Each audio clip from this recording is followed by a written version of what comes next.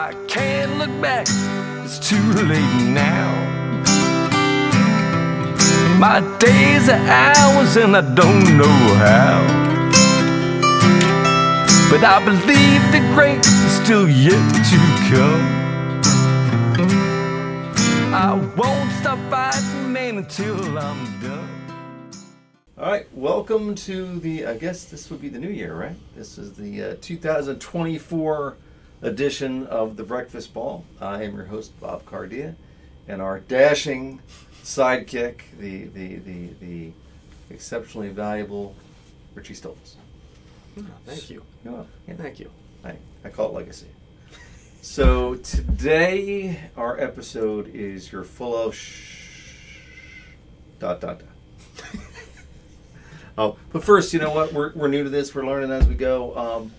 Our wonderful assistant Mary, who keeps us in line, suggested that we should probably try to have a more effective way to find out who's watching the podcast. So, if you reach out to us on our South Jersey Golf School Facebook page, the first 4 people that say I love the breakfast ball, we're going to send a sleeve of Titleist Pro V1s too. So if you're watching this and you like it, you know, by all means, send us a message on Messenger, Facebook, South Jersey Golf Schools, and you will get a sleeve of Pro V1s sent to you. So If I do I get a sleeve? you're right, because if we're followers, the 3 of us could do it. There'd be three of the 4 sleeves, right? Hopefully people are watching. I hope. We're working on getting better. But yes, that is a promotion that we're doing to start off 2024. Okay, well, today, you know, you're full of is our dynamic start here. I like to tell this story of one of our Rutgers players, a player that you know, and we're going to not use his name to protect the innocent. We'll just call him Patches O'Houlihan. And yeah. Yes. If you don't know who that is, you can Google it. Okay. But Patches was a student at Rutgers. He was in approaching his 7th year of college, I guess. And from was a Tommy boy. Lots of people go to college for 7 years. They're called doctors. Yeah, Patches was not a doctor. Yeah, I cut him some slack because he went through COVID and whatnot. But yes, the thing was, he came to me one day to start his 7th year of college, and he comes to me and he says, "Coach, I'm turning over a new leaf. You know, I want to be good at this. I want to be great at golf. I want to be a good student." He said, "My focus now is on getting good grades." Okay. All right. Sounds good on face value. So I looked at him and I said, "Okay, Patches, what are good grades?" And he looked at me. He's like, "Well, I don't know, A's, B's, maybe an occasional C." So I looked at him and I said, "You're full of you know, what, you know, you're just telling me anywhere between a 70 and a 100 is a good grade." And he sat back and he thought about it, and he kind of was just dumbfounded by it. And yeah, the thing with goal setting, folks, is it needs to be relatively specific. We devote an entire hour of our teaching program to alignment and targets. It's most people, like when we teach private lessons, this is a true story. So we you know, Richie and I are friendly people. We walk up and down the tee line and we see Patches or, you know, Ty Webb or, you know, Al Chadwick, Roddy Dangerfield. Anyway, we say it right. Cervic? Hi, yeah. Cervic, I think. Yeah, Cervic, whatever. Maybe. Yeah, give me I don't know. some, yeah. Not sure. Yeah, okay. Anyway, so we know what we're saying. Anyway, so we see him on the tee line and we're like, "Hey, you know, Jim, Sally, George, Bale, Al, you know, Ty, how you hitting the ball today?" And they say, "Well, I hit the ball pretty good here at the driving range, but when I go to the golf course, I struggle." So the first question I typically ask is, "Okay, well, what's your target? What's your target?" And the answer we get probably 7-8 times out of 10 is out there. Or straight. I love the answer straight. Straight. Yeah, I'm hitting the ball straight. Okay. Well, what is straight? out there. So, Richie knows this, Mary knows this, I know this. The actual hole, folks, is a little over 3 inches in diameter. Okay, when we're at the driving range, our driving range is roughly 28 acres. So, if you're taking a hole a little over 3 inches in diameter versus 28 acres, you get my point, right? It's you need to be specific with your targets and with your goals. So we talk about this stuff all the time. If you want to reach a goal, you want to be specific. So one of the things I read years ago was about throwing darts. Yeah. Yeah. So if you go to throw a dart, so they took 100 people and they said, okay, the first 50, they said hit the dart board. So the 50 threw the darts and something like 42 or 43 hit the board. It was a good number. And then they brought the next 50 in and they said, we'd like you to make a bullseye. Okay, next 50 come in. Shot pattern tightened considerably. I think only 3 missed the board at that point. Mm-hmm. Meaning, when you focus on a specific target, okay, things tend to work out more in your favor. Not saying you're going to hit the bullseye every time, because no one does. I always talk about Ben Hogan's book, because we get all the time, Richie and I, well, I'm not hitting them all perfect. Let me just alleviate the ambiguity.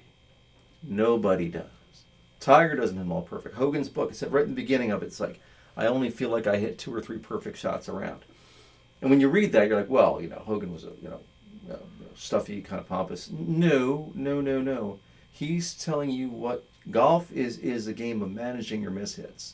So you're not going to hit everything perfect, but what you want to do is avoid the lost golf ball. So again, a great metaphor for life, right? You want to set a specific goal and go forward from there. Also, when I'm talking about my players and other guys about goal setting is judge a tree on the fruit it produces, not the fruit it says it's going to produce. Again, back to Patches, I'm going to get good grades. Well, okay, I get his grade report every semester, and Patches was not producing the grades he said he was going to produce. So specific goals. Now, also with that said, if we get back to our golf thread of the breakfast ball, I need you to know this. And if you take really nothing else out of what I'm saying today, is just know this. People that design golf courses are not your friends. Okay. Our home golf course that we play at Rutgers, the golf course, famous golf course designer, architect, I was reading about him somewhere, and he said that he on certain holes, specifically a few times throughout the round, the tee box that you tee off of doesn't point dead down the fairway, right? So I do this with our guys, and Richie's been a part of this. Specifically the 4th hole and the 12th hole at our home golf course. If you stood on the tee box and stood dead behind it, it don't point down the fairway. The one on the 4th hole points directly into the right trees, rather. And the one on 12 points directly into the housing project on the left. So when you go to a driving range, right, we do it all the time. We walk behind people. As my father would say, be a student of the game, right? You'll notice that everybody stands in the middle of the mat, right? And if they try to swing right and they try to swing left, if you want to actually get to your target, you need to turn your body right and turn your body left. And how many times when Richie and I are teaching, someone says, well, that doesn't feel comfortable. I don't like being askew to the mat. And there's been studies done on that too. For those of you who watch Seinfeld, right? The close talker, the guy who stands uncomfortably close to you, you always back up. Yeah, it's true, right? And or they did a study in school cafeterias on your lunch tray. Let's say I'm sitting right across from Richie and I take my lunch tray and I push it 2 inches closer to him. It's something like 8 times or 9 times out of 10, the person pushes that tray back. It's not because the tray is going to fall or it's too close to them. It's because people feel comfortable with space. So when you're practicing golf, or if you have something in life, you sometimes have to adjust yourself out of your comfort zone to get where you need to be, which is, again, I always talk about the metaphor for life, for being a student of the game, or being a student of the game, whether it be golf, life, anything, really, to be honest with you. So, that's goal setting anyway. Goal setting or having to be the best version of yourself. So my first question for the dashing Richie Stoltz, since this is New Year, right, 2024, folks. Okay, what do you want to accomplish this year, Richie? Yeah, this year I want to win a golf tournament. Okay. or qualify for an event. Any of the professional events that I play in, I want to either win or qualify, get to the next stage. So let's stop this for a second. Yeah. Richie's won a ton of college golf tournaments. He actually has the record of, would you win 4 or 5 in a row at one point? I think 4 in a row. 4 in a row. Okay, 4 so in a row. he wants to win a professional golf tournament. Yes. I just want to specify because Yeah. you're wondering, well, gee, winning a golf tournament. Actually, Not a scramble. no, it's well, yeah. Okay, you know what? Because Coach Bob doesn't play as much as he used to, but we did win a scramble. With 2-minute Mhm. scramble, Richie and I played this year. We finished 20 under. Yeah. It was one of those days in Caddyshack, like everything just went in the hole. So we should be all okay. Go. So Yeah. what no, do you want to win a professional golf I tournament? want to win a professional golf tournament. Yes. Okay. Yes. Hard to achieve. But It's hard to we're achieve, gonna get there. but it's nothing's impossible, folks. I mean, especially when you have the talent. I mean, I guess some things probably be impossible, but like Schwarzenegger, I love listening to that guy because he's like, he came from Austria with a long name and a funny accent, and anytime people told him that he couldn't do something, he like, that's great because I'll be the first one to ever accomplish it Yeah. then, which is Yeah. So Richie can absolutely. As a matter of fact, I'm expecting you to be Yeah. honest with you, this coming year. All right, so I guess the question is, for you, where are you now and what is the reality? Well, I don't believe I'm good enough just yet. I have to keep working on it. Some of the tournaments I play in these tournaments with these guys, and they for a living play golf. I don't do that yet. All they get to do is practice and play and travel and Mm-hmm. all that stuff. So I'm not there yet. That's my reality. Mhm. I'll get there. Again, I'll get there. But my reality is I'm not there yet. I got to work towards that. So I would tell you, again, the people who are in my demographic, there was a guy named Bruce Litsky back in the day, I think he's from Canada. He used to take the entire winter off on tour, like he was skiing, and then he'd come back and win golf tournaments. I think highly of Richie, and I love his aspirations in life. I think you are talented enough to win a professional golf tournament. I think the difference between good and great is largely a thought process, and again, it's specifics. Like I know the one day, I mean, Richie is the course record holder at Westwood. He shot 61, which is a great number. Yeah. But if he can shoot 61 there, he can do it every single time. I think the one tournament you played in, and we have lengthy conversations about this kind of stuff. But Richie you hit 17 greens or something like that? I think so. Yeah, I mean, and he shot like 72. And like, okay, you hit 17 greens and shot even par. Like, that doesn't exactly work. And for those of you who are watching this who are new students to us, greens and regulation, just so you know, as a term, most people are familiar with the term par. Greens and regulation is actually the most significant scoring stat on all the tours, whether it be NCAA, LPGA, the Champions Tour, PGA Tour. So every hole is designed more or less with with 2 putts in mind. So if it's a par 3 and you hit the green in 1, allowing yourself for 2 putts, that's hitting the green in regulation. And then par 4 hitting the green in 2, a par 5 hitting the green in 3. So that's what hitting a green in regulation is. So the question to you, Richie, because you know the answer to this. The average avid golfer, how many greens in a reg does that guy hit? Usually about 1. Yeah, 1 to 2, right? Yeah. Crazy. That's it. So the average avid golfer misses the green for regulation like 17 times. So the fact that Richie hit 17 greens and shot 72 is fascinating. So the conversation that Richie and I have a lot is Dave Pelz. Yeah. And Yeah. we like Pelz. Pelz is great. I read Short Game Bible. I have it highlighted in like 3 different colored inks because there's just so many nuggets you could pick out of that book. But basically, his studies show that nobody on the planet, I believe the number is, nobody on the planet makes more than 20% of their putts outside of 10 feet with any regularity. And you'll see things like where David Duval actually was draining everything. Not David Duval. Spieth. Jordan Okay. Spieth. Was, for his first couple of years, he was making everything. Yeah. But guess what? And then he came back. Yeah, it falls back to the bell Came curve. back to. The true stat basically is if you can put in what Pelz calls the golden 8, if you could put the ball within 8 feet of the hole, right? That is the key to scoring. The chances of making putts inside 8 feet go way up. So we designed it at Rutgers a special scorecard, and it had greens and regulations, fairways, and all that kind of stuff. Sandies, greenies, the whole 9 yards. But the one stat that I added to it on my own was, are you within a flag stick of the hole? So if you hit the green and reg and take the flag stick and lay it out, I think the flag sticks at our golf course were 7 feet. I'm not positive. Yeah, it's 7 or 8 feet, right? So basically, if you're within a flag stick, you're in birdie range. So when we did that, right, Richie was not within flag stick of the 17 holes. I think it was 1 or 2. Yeah. Right? Well, okay.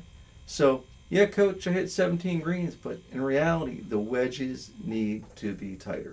So we've done a lot of work on that, and he's getting there. Yeah. The man has the ability. It's just a matter, and again, we talked about another episode where Rich's reality is I'm not good enough. He likes to take the underdog mentality. Yes.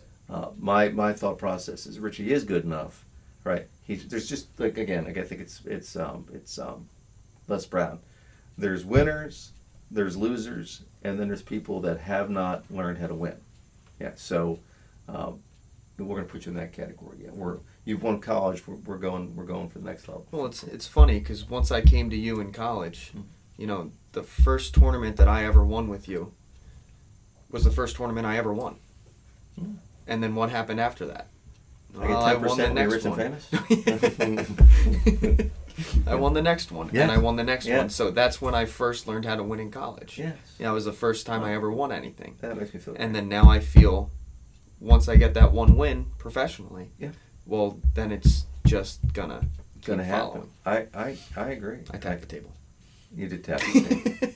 I know, I've been working. You notice I have my hands folded like it's the first episode. I was like, da da da, and that thing picks up everything. So I'm working. We're working for a living here, folks. We're trying to get better at what we do. All right, so this is something that Coach Bob is exceptionally guilty of. And Mary back there knows this. Richard, everybody who knows me knows this. Okay, it gets back to an old, I think it's a Chinese proverb. You're bad at But- technology? What's that? You're bad at technology? Oh, I'm terrible at technology, by the way. Okay, I know, right?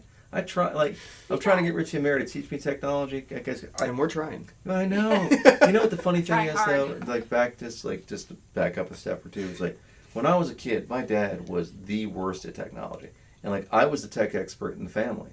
And then, once you get out of college, and you get scared, right? Mary said it's scary. Once you get out of college, man, you start going by, and, if you're not immersed in technology every day, what do I really do, folks? I coach golf. I do life coaching, motivation. Once you get away from doing technology every day, it gets by you fast. Just saying. But I'm working on it. Don't worry. I'm getting there. So I had a point mixed somewhere. Oh, yes. The Chinese proverb. The dog that chases 2 rabbits typically catches neither. And I think a lot of what I do, and my dad and I had this conversation a lot of times, because my dad would always be like, he was great at setting goals, but he's like, we owned the driving range at that point, and he sat across from me at the table, and he said, he put out a Titleist, and he goes, I want all of our range balls to look something like this, to have the finest range quality range balls of anybody. And I blew a gasket slightly, to be honest with it. I'm like, Dad, you also gave me this activities calendar, 54 other things to do. I think what we need to focus on is the one thing, and get the one thing done. And once we get that thing, move on to something else. So, Richie, how many goals are you chasing at once? One.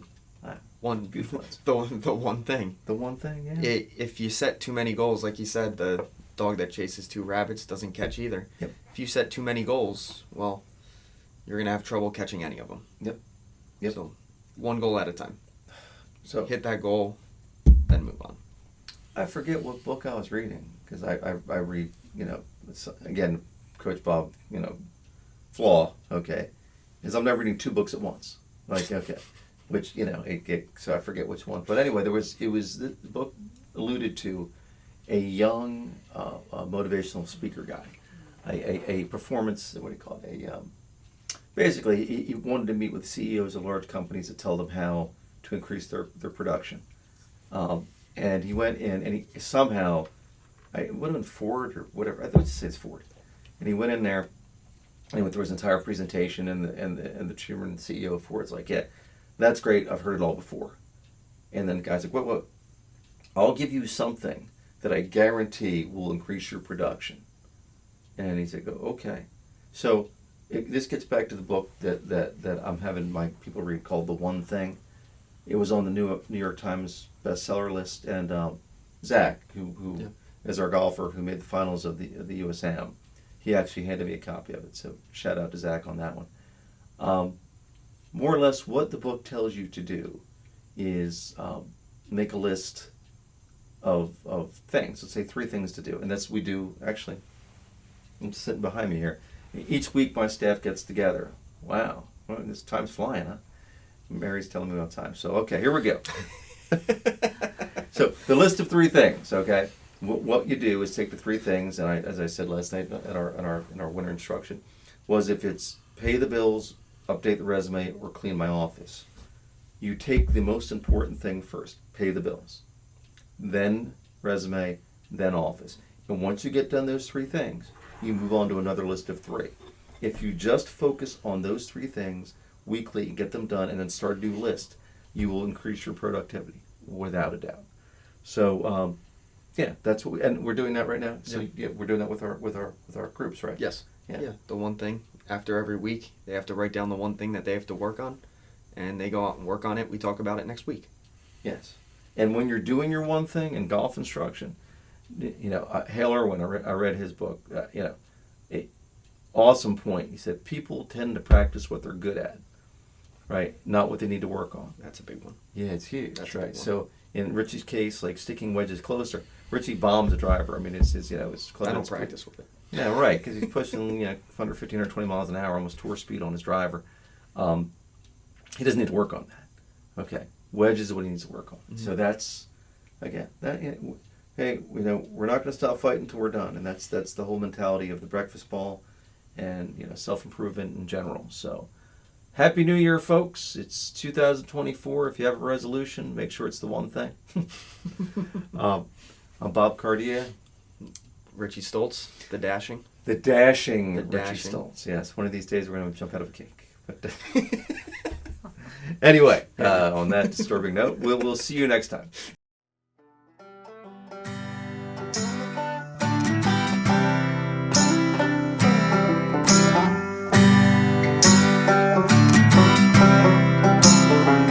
Glass of bourbon, ha ha. My bourbon, ha ha. My bourbon, ha ha. Alcohol. Because no great story ever started with, I'll have a salad.